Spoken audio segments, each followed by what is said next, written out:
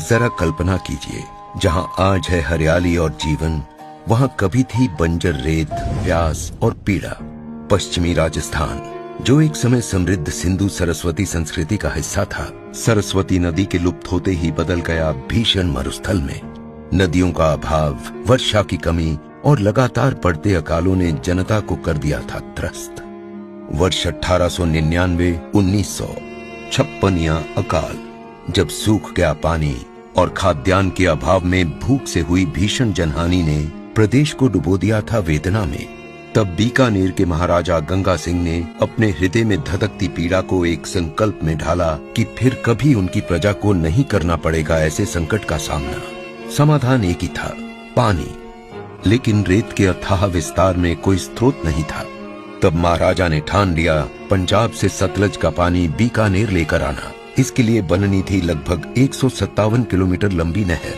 कार्य था कठिन और बहावलपुर रियासत की अनुमति आवश्यक। महाराजा ने पंजाब सरकार की सहमति के लिए किए निरंतर गहन प्रयास। कई वर्षों की कोशिशों के बाद अंततः पंजाब, बहावलपुर और बीकानेर के बीच हुआ त्रिपक्षीय समझौता। 5 दिसंबर 1925 बीकानेर नहर का शिलान्यास। फिरोजपुर से शुरू हुआ निर्माण। 1920 के मूल्य के अनुसार 5.5 करोड़ रुपए की लागत।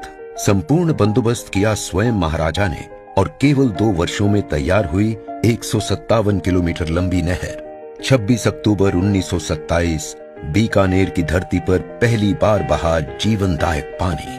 थार हरा हुआ, रेत ने अन्न का सोना उगला और अनाज की कमी से जूझने वाला प्रदेश बन गया खाद्यान्न का भंडार। जल्द ही पानी के साथ साथ जन्म लिया उद्योगों ने। Sriganganagar sugar mill, kinnow processing units, कपास जिनिंग मिल्स और ऑयल मिल्स, जिन्होंने जन्म दिया रोजगार और समृद्धि को। आज उसी दृष्टि को आगे बढ़ाते हुए राजस्थान सरकार ने विशेष ध्यान दिया है गंग नहर प्रणाली पर। विगत 2 वर्षों में पश्चिमी राजस्थान के 23 लाख हेक्टेयर सिंचित क्षेत्र के नहरी तंत्र के लिए 4,958 करोड़ रुपए के कार्य स्वीकृत, लगभग 1,394 करोड़ रुपए के कार्य प्रगतिरत और 3,264 करोड़ रुपए के लिए निविदाएं जारी। सिंचित क्षेत्र विकास विभाग ने 1,11,357 हेक्टेयर में 444 करोड़ रुपए लगाकर किया है खालों का पुनरुद्धार। फिरोजपुर फीडर की लाइनिंग, किसानों की वर्षों पुरानी मांग अब पूरी होने की दिशा में। बीकानेर कैनाल की रीलाइनिंग के लिए DPR भी तैयार और जल वितरण में पारदर्शिता हेतु भारत में पहली बार गंग नहर प्रणाली में लागू होगी विश्व स्तरीय ऑटोमेशन तकनीक। 695 करोड़ रुपए की परियोजना।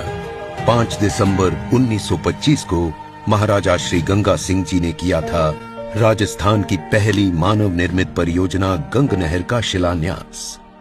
और अब ठीक उसी दिन पूरे 100 वर्ष बाद 5 दिसंबर 2025 को माननीय मुख्यमंत्री श्री भजनलाल शर्मा महाराजा श्री गंगा सिंह जी को श्रद्धांजलि स्वरूप कर रहे हैं गंग नहर शताब्दी समारोह का शुभारंभ।